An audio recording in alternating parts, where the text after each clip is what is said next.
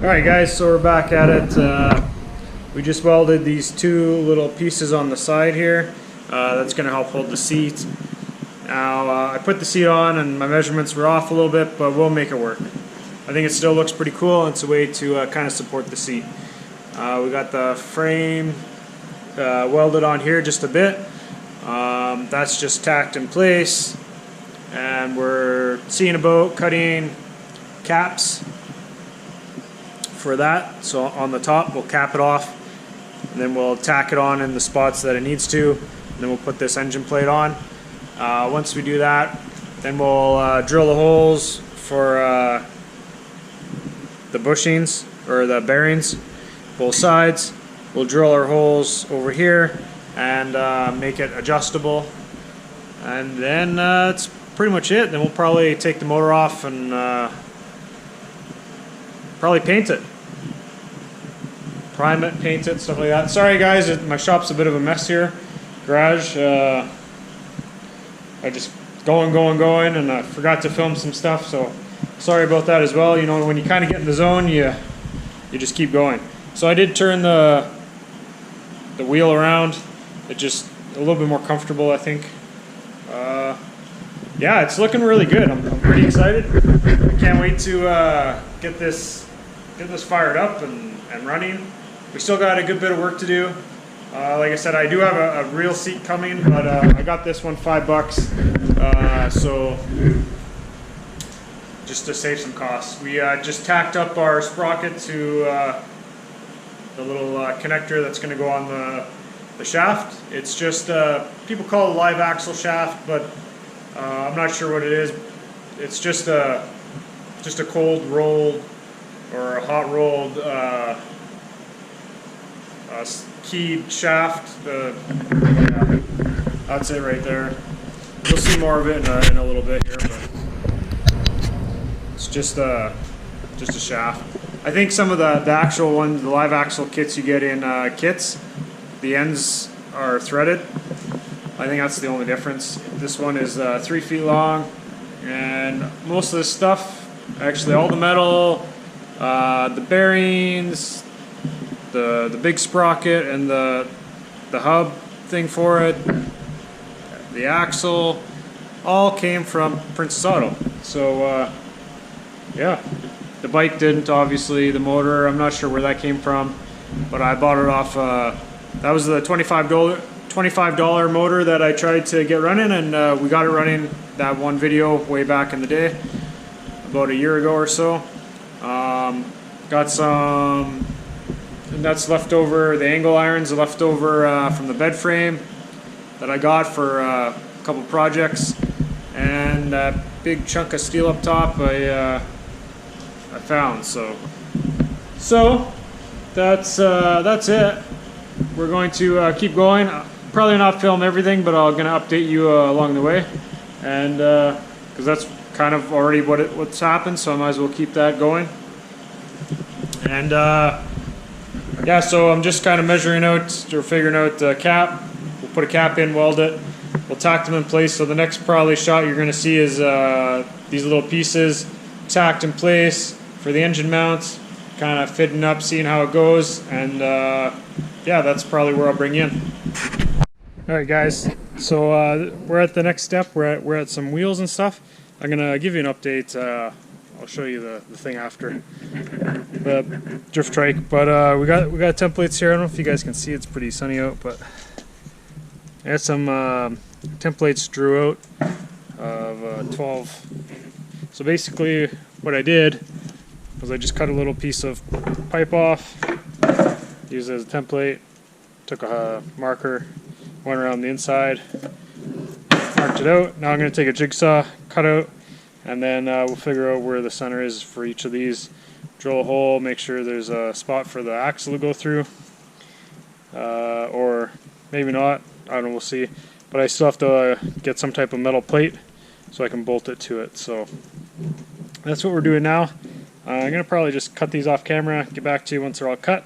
But yeah, let's go take a look at status here.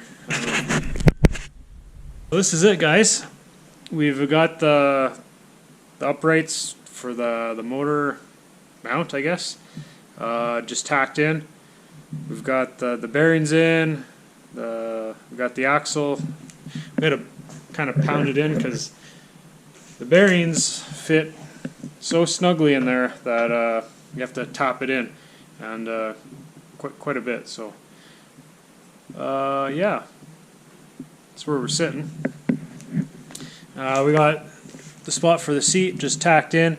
We might add a little bar in between or something. We'll figure that out a little bit later, just to make sure we can actually bolt it down and it's good to go.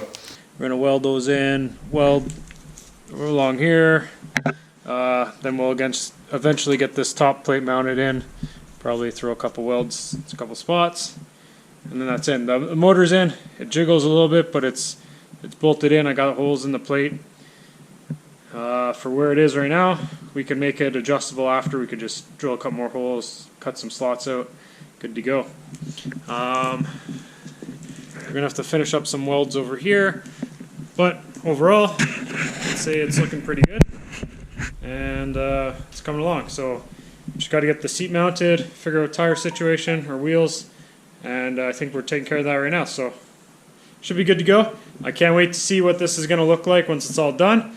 And we're going to find out how it performs with wooden wheels.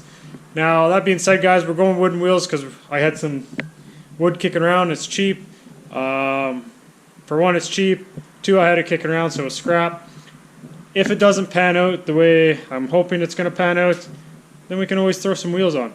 Go down to good old Princess Auto, because that's what we have here in Canada. Get a couple wheels.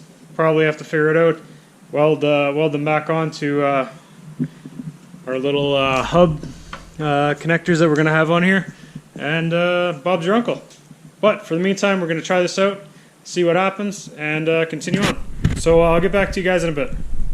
Alright guys, so we got the plywood cut. I found some extra plywood, and so these are going to be the wheels. It's, I don't know, almost 3 inches thick.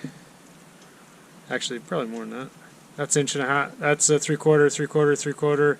That's 1/2 inch. So, yeah, almost 3 inches thick. That's not too bad. This one is a little bit thicker, just because 3/4, 3/4, 1/2 inch, 1/2 inch, 1/2 inch. So, pretty much what we're gonna do is get some glue. We're gonna clamp these down. Now, as you can probably see, they're not all perfect. I mean, I could have made a better jig or something to use a router, but whatever. I use this and it's good enough. And what we'll end up doing is probably take a sander and go around and just make sure that it's, like, if we have any parts that are sticking out, or if in the end it doesn't fit on in the tubing, then we can just fine tune it with some sandpaper. So that shouldn't be a big issue. So that's what we're looking at, guys. That looks like our wheel setup here. We're gonna get them glued in so that we can actually move it around, drill holes, stuff like that, and we don't have to worry about it shifting and getting it in perfect spot every single time. So we're gonna glue them up, and yeah, we'll get back to you. What are you building? Wheels What? for the drift ride. But there's wheels. Where's the wheels? I thought you were buying wheels. I might after. Let's see if this works. Baby, on the cheap. Here we go. Oh my god! It's gonna fall.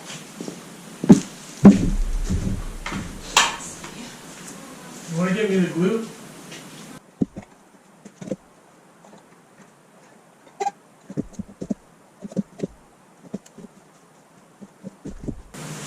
Why don't you just go buy a freaking wheel?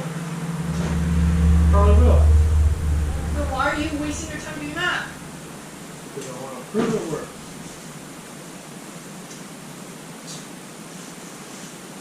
But you know it won't work. Huh? You know it won't work. Oh, baby, come on. You're talking about me here.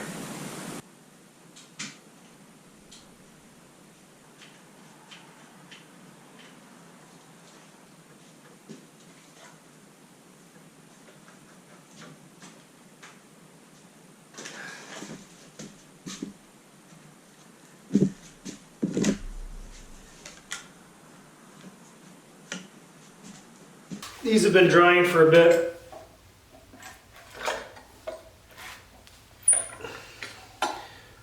So basically, we're gonna have to sand the outside down.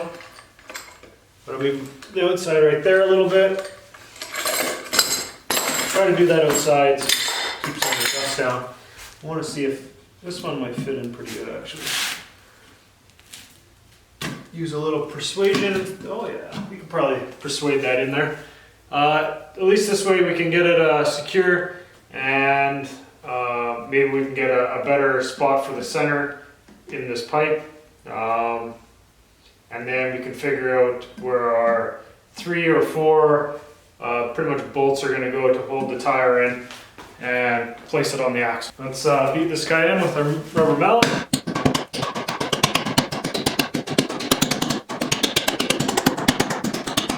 So that's pretty good.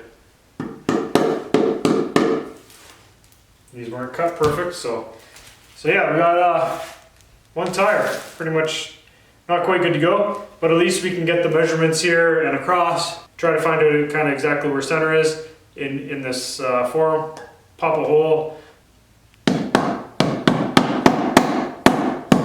There, like a glove. Again, it's not perfect, you got a little bit of gaps on the outside. I mean, we did cover the jigsaw, so accuracy is not 100%, but good enough. And I think it's going to serve for the purpose what we need it to do. I put a bunch of screws in the top of this all the way around to hold my tire in place, so that when I give it gas, the whole thing kind of moves together. All right, guys, so we found center, or as close to center as we can. So basically, what you kind of do is take your tape measure, go across, and you go around the circle till you find the furthest point.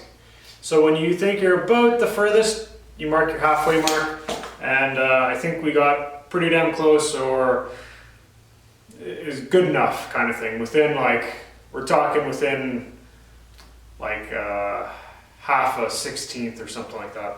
So I think we should be fairly good based off ballpark figures and kind of what we got going on. So I think we're good with that. We're going to put a 1-inch center hole to accept the shaft and give it a little bit more support. Then after, we're going to figure out our steel, and we're going to do I think a 6-inch circle in the steel plate over here, and this is our hub. And basically, that steel plate's going to fit right in here.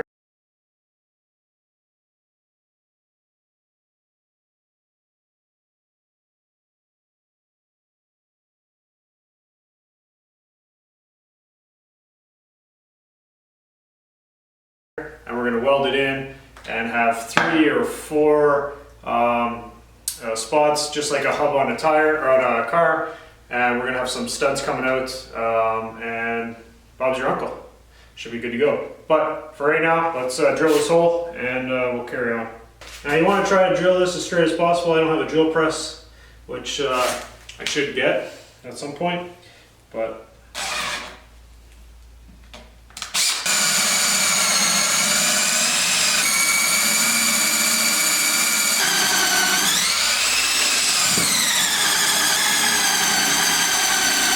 I think we poked through, so that's good. All right, we got one.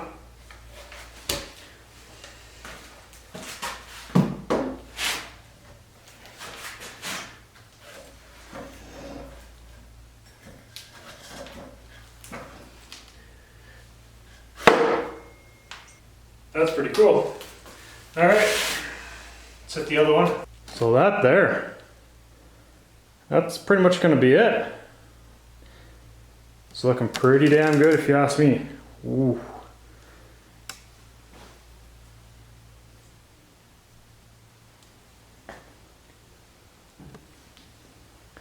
Again, we still got a bit of work to do. On this side, we mushroomed the shaft a bit, so we gotta grind that down, make it a little more even. That's why I had a hard time getting that on. But yeah, man, it's looking pretty good. Oh, we're gonna be able to drive this thing pretty soon. Pretty excited. Woo-wee.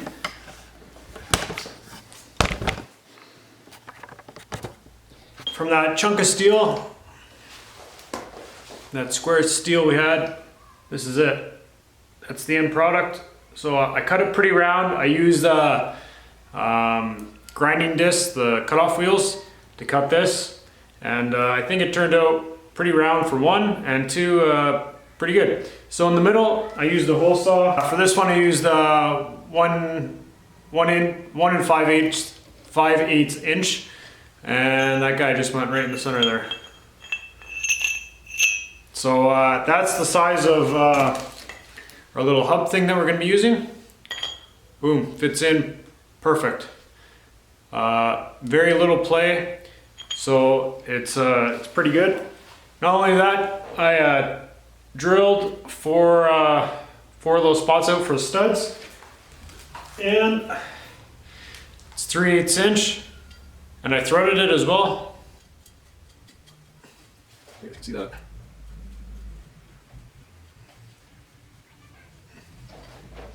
And you can see it threaded right through. So this is what I'm going to use for the studs. I'm going to cut it in, I think, 4-inch sections, and we should have enough. So that's kind of where we're sitting at right now, guys. But I'll show you kind of my thought process and how I got those holes and whatnot. It's always good to have a template. So this is one of the hubs. Bring it right in. You can probably see some lines there, and then basically